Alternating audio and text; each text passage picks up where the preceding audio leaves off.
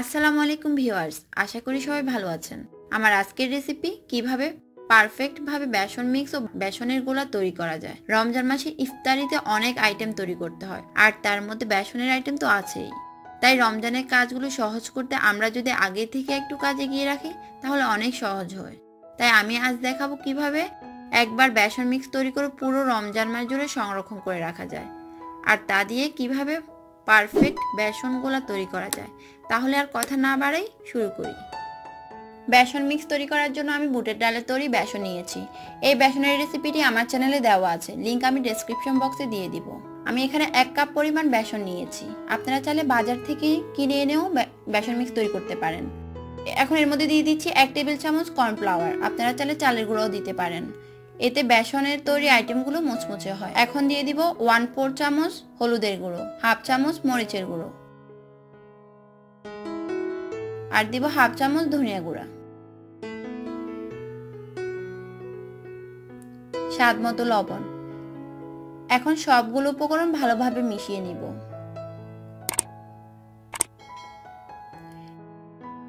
মেশানো হয়ে গেলে আমি একটি চালনির সাহায্যে চেলে নিব।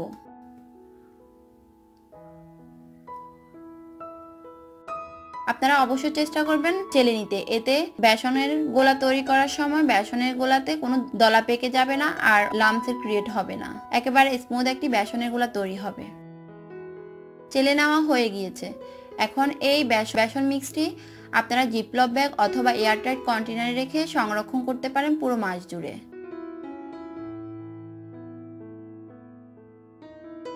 বেসনের পরিমাণ বাড়িয়ে দিয়ে বেশি পরিমাণে বেসন তৈরি করে সংরক্ষণ করে নিতে পারেন। এখন এই বেসন মিক্স থেকে আমি বেসনের গোলা তৈরি করব। বেসনের গোলা তৈরি করার জন্য আমি 1/2 কাপ পরিমাণ বেসন মিক্স নিয়েছি।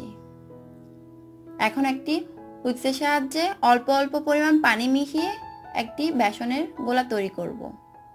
একসাথে আবার বেশি পরিমাণ পানি দেওয়া যাবে না, অল্প অল্প পানি মিশাবো আর ভালোভাবে বিট করে নিব।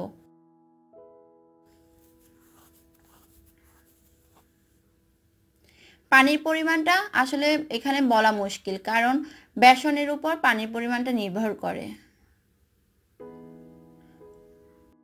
ভালোভাবে মিশাতে হবে যাতে কোনো লাম্পস না থাকে।